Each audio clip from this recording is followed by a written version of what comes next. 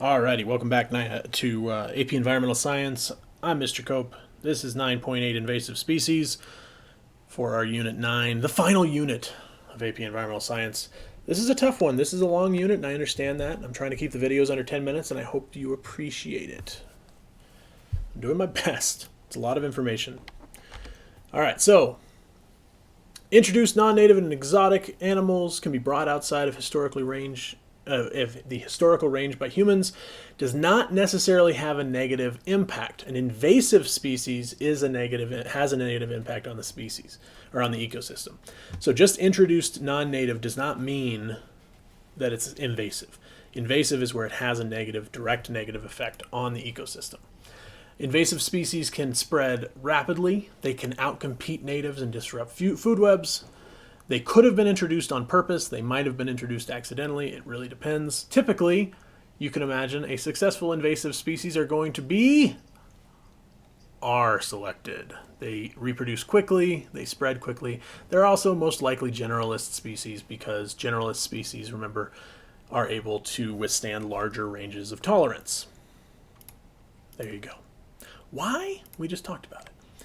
So illegal trade is a law that was put into place to try and prohibit the transport of illegally harvested plants and animals. It was one of the earliest environmental laws passed in 1900, the Lacey Act. There's also an international treaty called CITES, C-I-T-E-S. It's the Convention on International Trade in Endangered Species of Wild Fauna and Flora.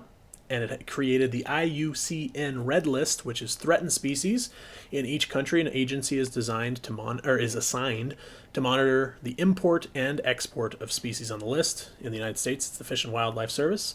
And the illegal trade industry can range from $5 to $20 billion per year. That's how much money they're able to make. So here's an example of an invasive species, zebra mussels. They attached themselves to ballast water of ships in the 1980s. They came from Europe and invaded the Great Lakes. They clog pipes, they outcompete the native mussels, and they damage boats and motors. And you can actually see, once they got into the Great Lakes, how easily and quickly they were able to spread themselves throughout the eastern United States. There's also the sea lamprey. This came from the construction of shipping canals from the Atlantic to the Great Lakes, which allowed them to migrate in the mid-1800s. It caused a complete devastation of lake trout. 2% of the original population still existed by 1960s. Very unfortunate. So they are a predator. You can see this is what they do to the trout. The rock dove, also known as city pigeons, were brought in as domestic pets by early Europeans. They displaced the native birds, and they carry pests and pathogens. The old New York City rock dove. The kudzu is a Japanese plant that was introduced as an ornamental plant in the 1880s.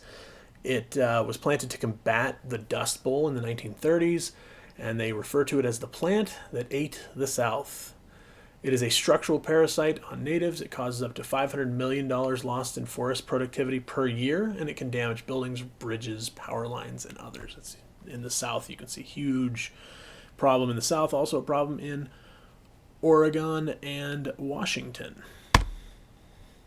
The brown tree snake is another example of an invasive species.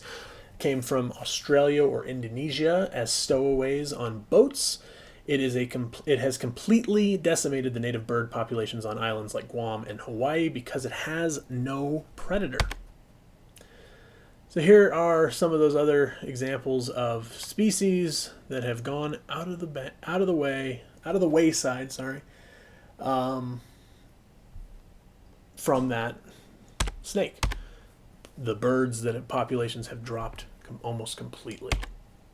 So that's the end of our 8th section. We've got 2 more sections to go. The next one's going to be on endangered species.